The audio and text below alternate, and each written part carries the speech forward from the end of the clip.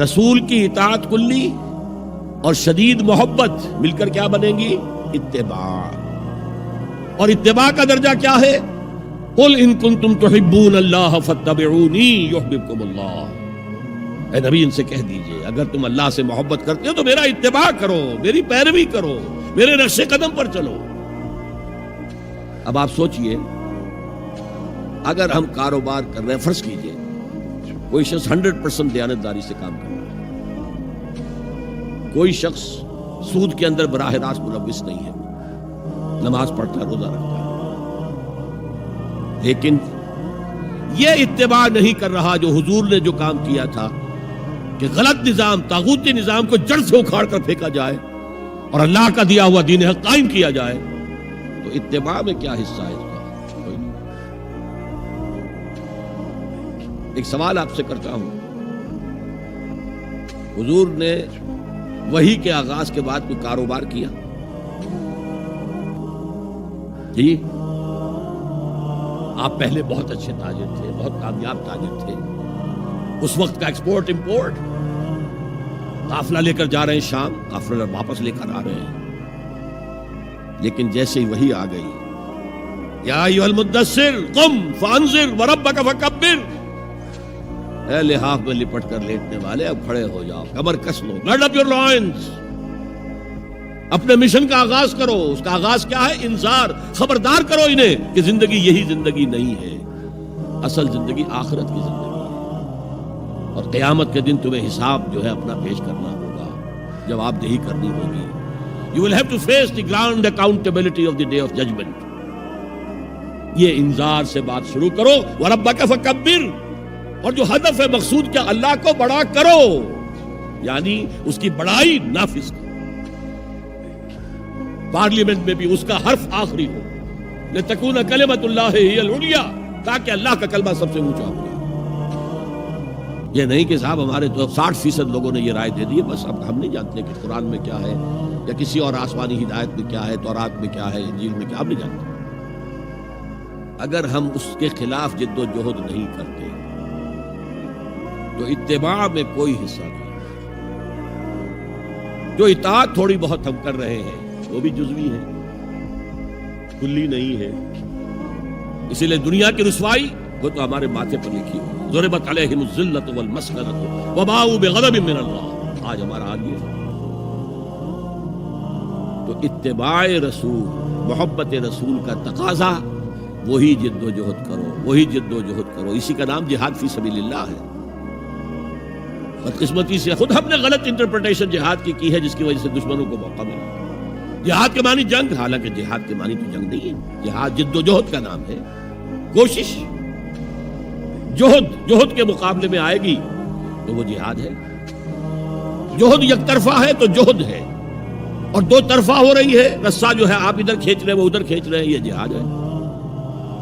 آپ توحید کا پرچم اٹھائے ہوئے ہیں، توحید پھیلا رہے ہیں، وہ شرک پھیلا رہے ہیں، یہ جہاد ہے. کوئی مغربی ڈیموکریسی چاہتا ہے، کوئی سوشلسٹ ڈیموکریسی چاہتا ہے، ان کے درمیان رسہ کشی ہوگی کہ نہیں ہوگی، یہ جہاد ہے. قتال تو جہاد کی 9 منزلہ عمارت میں جا کے 9ویں منزل پر قتال فی سبیل اللہ، اور یہ دونوں قرآن کی اصطلاحات ہیں.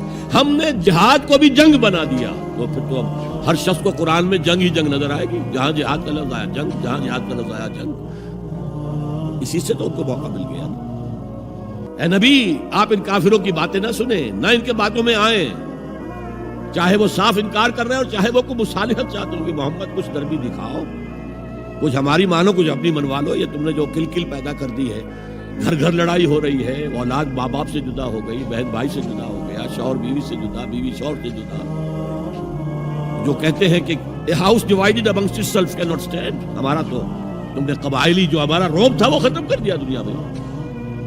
لہذا ایسا کرو، کچھ مصالحت کرو، کچھ اپنی منوا لو، کچھ ہماری مانو. قرآن نے کہا وَدُّوا لَوْ تُدْهِنُ فَيُدْهِنُونَ فَلَا تُطِعِ الْمُكَذِّبِينَ. ان کی بات نہ سنیے. تو جہاد تھا جو ہو رہا تھا، جس کے لیے میں نے رات تقریر کی ہے، جہاد بالقرآن. فَلَا تُطِعِ الْكَافِرِينَ وَجَاهِدْهُمْ بِهِ جِهَادًا كَبِيرًا. یہ سورہ الفرقان کی آیت ہے نمبر 52. اور شروع کیسے ہوتی ہے سورہ الفرقان؟ تبارک الذی نزل الفرقان علی عبدہ لیکون للعالمین نذیرا. بڑی بابرکت ہے وہ ذات جس نے اپنے بندے محمد پر صلی اللہ علیہ وسلم یہ الفرقان نازل کر دیا تاکہ تمام جہان والوں کو خبردار کر دے. انذار، اور وہ پوری نوع انسانی کے لیے انذار. اسی میں آگے آتا ہے اسی صورت میں فلا تطع الکافرین، اے نبی آپ ان کافروں کی باتیں نہ مانیں، نہ سنیں، نہ توجہ دیں. وجاہدہم بہ، اس قرآن کے ذریعے سے جہاد کیجئے. 12 برس مکے میں قرآن کے ذریعے سے جہاد ہوا، تلوار تو نہیں اٹھی. الٹا حکم یہ تھا کہ چاہے تمہارے ٹکڑے کر دیں، چاہے تمہیں آگ میں جلا دیں. You don't have to raise hands even in self defence.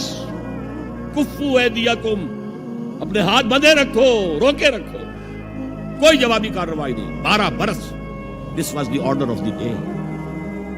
یہ جہاد بالقرآن، اس جہاد بالقرآن کے ذریعے سے لوگوں کو کھینچا گیا، پھر بیعت لے کر ان کو منظم جماعت بنایا گیا، پھر ان کا تزکیہ کیا گیا. تزکیہ کس بات کا؟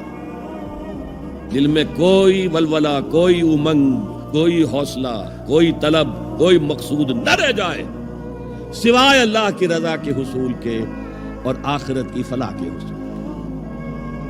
جب تک پاک نہیں ہو جائے گا دل، جب تک دل سے ساری امنگیں، ساری ایمبیشن نہیں نکل جائیں گی سوائے اللہ کو راضی کرنا اور آخرت کی فلاح طلب کرنا، یہ ہے تزکیہ. یتلو علیہم آیاتہ ویزکیہم ویعلمہم الکتاب والحکمہ. اگر اس نقش قدم پر آپ نہیں چل رہے تو حضور کے ساتھ محبت کا دعویٰ باطل ہے. آپ مسلمان ہیں، ٹھیک ہے، آپ مانتے ہیں انہیں اللہ کا رسول، اور آپ درود بھی بھیج دیتے ہیں، نماز میں بھی درود ابراہیمی ہے، سب کچھ ہے. لیکن یہ ہے کہ اتباع رسول، محبت رسول کے بغیر نہیں.